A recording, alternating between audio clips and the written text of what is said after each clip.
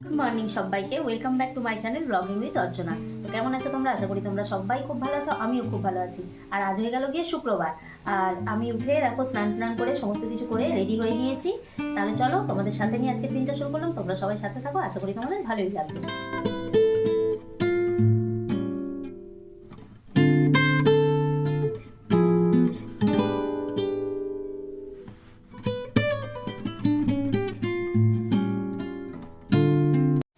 তো এই দেখো রান্নার গোছবাগ কিন্তু আমি অনেকটাই করে নিয়েছি উঠে।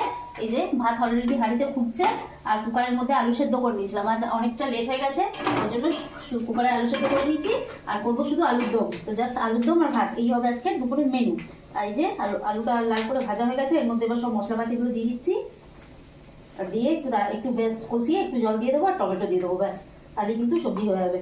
আর আজ কিন্তু অনেকটা বেশি লেট হয়ে গেছে আমার। টাইম মতো না বেরোতে পারলে বড় অসুবিধা। এই যে সব মশলাপাতিগুলো দিয়ে দিচ্ছি, জিরে, নুন, হলুদ সমস্ত কিছু দিয়ে একটু জল দিয়ে দেবো। একটু জল দিয়ে ভালো করে কষিয়ে টমেটো দিয়ে কষিয়ে দিলে সবজি কিন্তু রেডি।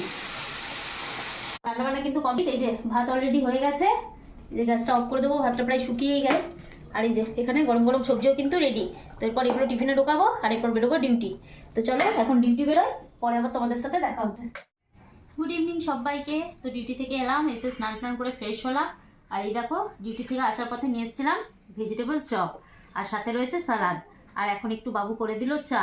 তো এই দুটো চপ আমি খাবো না, একটা বাবুর জন্য একটা আমার জন্য। আর দেখো চপের সাইজগুলো জাস্ট অসাম। এখানে 8 টাকা করে এক একটা চপ পিস নেয়, কিন্তু দাম নিলেও সাইজগুলো কিন্তু জাস্ট ওয়াও, দেখো কি সুন্দর। আর একদম আমার সামনে গরম গরম ভেজে দিল, যদিও এখন একটু ঠান্ডা হয়ে গেছে, কারণ এসে স্নান করলাম আমি। তো বাবুকে বললাম খেতে, তো বাবু বললো যে না তুমি এসো, তারপর একসাথেই খাবো। তো ও খায়নি।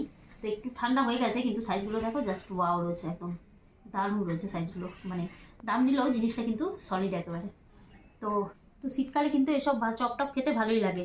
আর আজ অনেক দিন পরে, মানে অনেক টাইম পরে এরকম ভেজিটেবল চপ এনেছি। তোমরা তো রেগুলার আমার ব্লগ যারা দেখো তারা তো জানোই, হয়তো অন্যান্য জিনিস আনি, কিন্তু মানে এইরকম ভেজিটেবল চপ কোনোদিন আনি না বলতে আগে আনতাম, কিন্তু ইদানিং কিছুদিন ধরে আনা বন্ধ ছিল। মানে ওই মোমো বা চা বিস্কুট এগুলো বিকেলে খাওয়া হতো। তো আজ অনেকদিন পরে ভেজিটেবল চপটা আনলাম। দারুণ বানিয়েছে কিন্তু। একটু গরম হলে আরও বেশি ভালো লাগতো, একটু ঠান্ডা হয়ে গেছে, কিন্তু করারও কিছু নেই।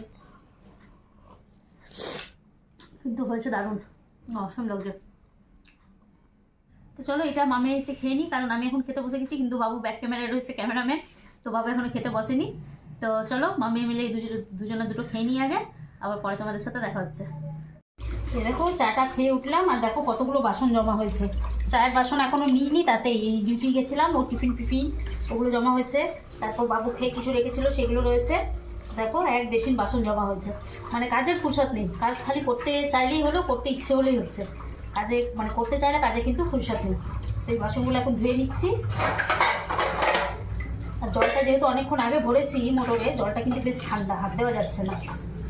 তো এখন বাসন ধোবো, বাসন ধুয়ে তারপর আবার রান্নার গোছবাগ করতে হবে। যেহেতু কালকেও রান্না করিনি, তারপর তো রান্না করতেই হবে, এনি হাও, মানে কোনো অপশান নেই।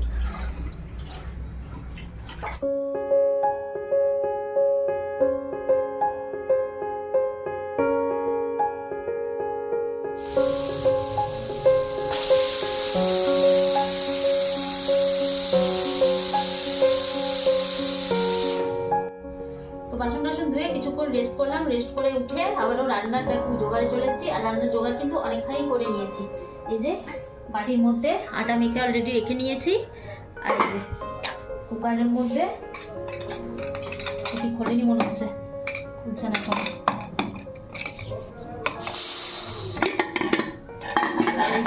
কুকারের পুরো সিটিটা না খুলে কুকারটা খুলতে যায় না। এই যে কুকারের মধ্যে আলু সেদ্ধ করে নিয়েছি। তো এই আলু দিয়ে এখন হবে আলু পরোটা। আর এই যে গ্যাসের মধ্যে কড়াই চাপিয়ে দিয়েছি, এরপর গ্যাসটা জ্বালিয়ে নেব। সিলিন্ডার অফ আছে।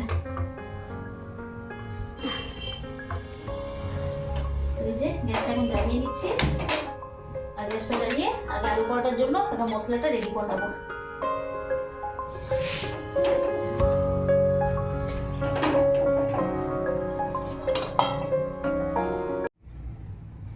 তো এই যে আলু পরোটার জন্য আলুর মশলা বানানোর জন্য সমস্ত জোগাড় রেডি করে নিয়েছি। এই যে আলু বের করে নিয়েছি, এখানে টমেটো কেটে রেখে নিয়েছি, আর এখানে সমস্ত মশলাপাতি বার করে রেখে নিয়েছি। তো এই যে কড়াই এবার গরম হয়ে গেছে, কড়াইয়ে দিয়ে দেবো সর্ষের তেল। আর আমি কিন্তু ভেজ করি একেবারে, এরা অনেকেই এটার মধ্যে চাইলে পেঁয়াজ দেয়, তো পেঁয়াজ দিলেও টেস্টটা ভালোই হয়, কিন্তু যেহেতু আবার পেঁয়াজ দিলে আবার সমস্ত পরিষ্কার পরিচ্ছন্ন করার একটা ব্যাপার, তো সেই জন্য আমি পেঁয়াজটাকে অ্যাভয়েড করারই চেষ্টা করি। আমি যখনই বানাই সেরকম ভেজই বানাই, কারণ এখন পেঁয়াজ দিয়ে বানালে এখন সমস্ত কিছু স্ল্যাব ট্ল্যাব মুছতে হবে, আবারও বেলুন চাকি যেটা দিয়ে বেলবো রুটি সেটা আবার ধুতে হবে, তত ঝামেলার জন্য করি না, ওই জন্য আমি ভেজই করি। এই যে কড়াইয়ে তেল দিয়ে দিলাম, তেলটা একটু গরম হয়ে গেছে, এরপরের মধ্যে একটু কালো জিরে ফোড়ন দিয়ে দেবো।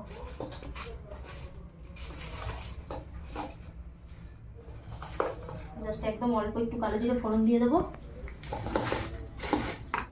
এই যে কালো জিরেটা একদম লাল হয়ে গেছে, এরপরের মধ্যে টমেটোটা দিয়ে দেবো।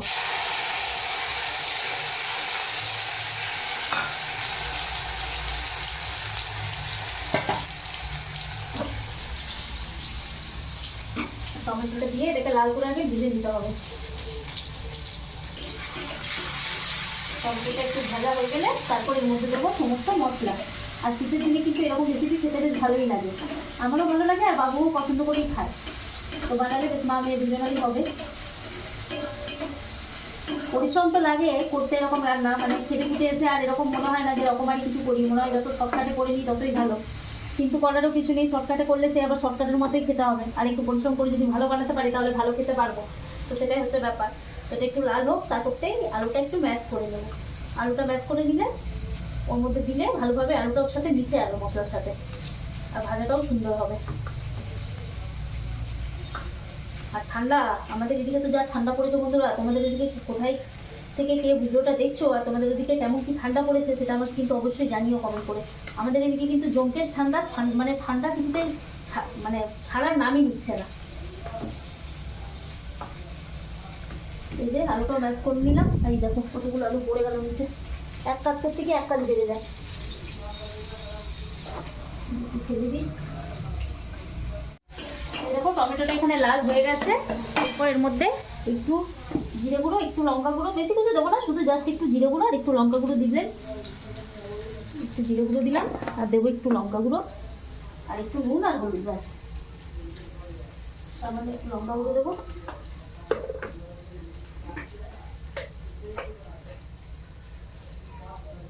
অল্প একটু হলুদ আর নুনটা পরিমাণ মতো দিতে হবে।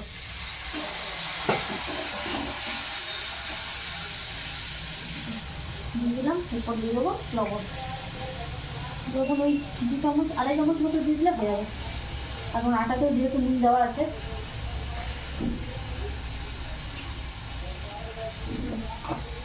এগুলো দিয়ে এখন ভালোভাবে এটাকে সুন্দরভাবে ভেজে নেবো, মশলাটাকে ভালোভাবে ভেজে তারপর আলুটা দিয়ে, তারপর আলুটাকে ওর মধ্যে দিয়ে সুন্দরভাবে কষিয়ে নেবো।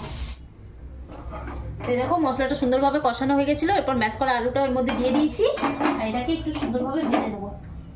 আর আলু কালারটা কিন্তু খুব ভালো এসেছে, তো এটা ভেজে নিয়ে এটাকে একটু ঠান্ডা করে নিলে পুর কিন্তু রেডি হয়ে যাবে।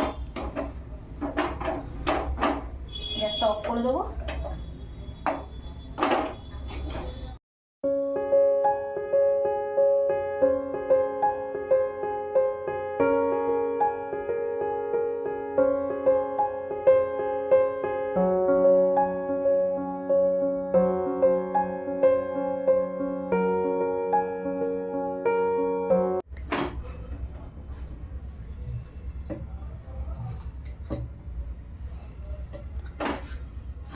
চলনি, এই দেখো, আর রুটিটা কত সুন্দর ফুলছে, দেখো দারুণ ফুলছে, দেখো কি সুন্দর ডিমের মতো ফুলেছে। এরকমভাবে কোনো জিনিস বানিয়ে আর এরকম যদি হয় পারফেক্ট, তো করেও কিন্তু মজা লাগে। দেখো কি সুন্দর ফুলেছে, জাস্ট ডিমের মতো একেবারে।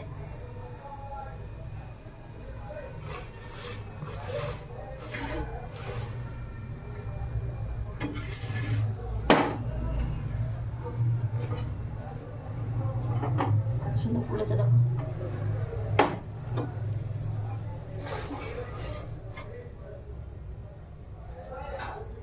পিক পিক পিক।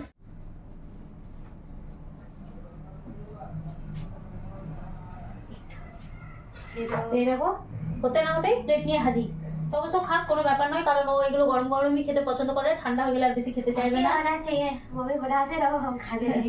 তো গরম গরমই খেতে বেশি পছন্দ করে, তো গরম গরম খেয়ে নিই। আর এইসব জিনিস গরম গরমই ভালো লাগে, ঠান্ডা হয়ে গেলে বেশি অত ভালো লাগে না। कैसा बना? अच्छा बना? नमक वमक परफेक्ट हुआ है ना? एकदम परफेक्ट, हैप्पी बना हैप्पी। बोला तो जुबान की हो गई बल्ले बल्ले, जुबान की हो गई बल्ले बल्ले। बहुत अच्छा बना है। खा के देखना। गेट बंद कर दो ना। हाँ गेट बंद कर दो। हाँ गेट बंद कर दो, धूप तो जा रहा है ना। Thank you.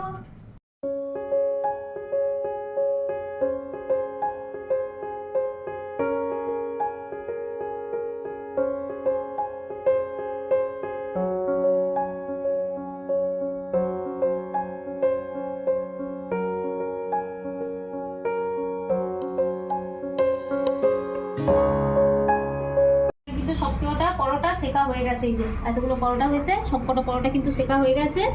এই দেখো এটাও সেকে নিয়েছি। আর গ্যাসের অবস্থা দেখো, গ্যাসের অবস্থা কিন্তু প্রচুর খারাপ। তো এরপর এগুলো পরিষ্কার পরিচ্ছন্ন করতে হবে। তো চলো এরপর এগুলো আগে পরিষ্কার পরিচ্ছন্ন করে নিই।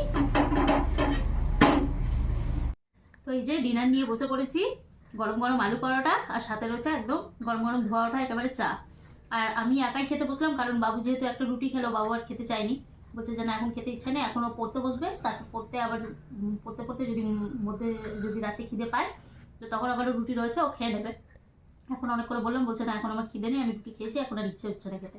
তো ও খাইনি, আর ও চা এরকমই পছন্দ করে না, ও যদি খায় তো এরকমই শুধুই খাবে। তো খেলো না, ওই জন্য আমি নিয়ে বসে গেলাম। আর এটা খেয়ে এরপরে বলছি তোমাদের যে কেমন হয়েছে।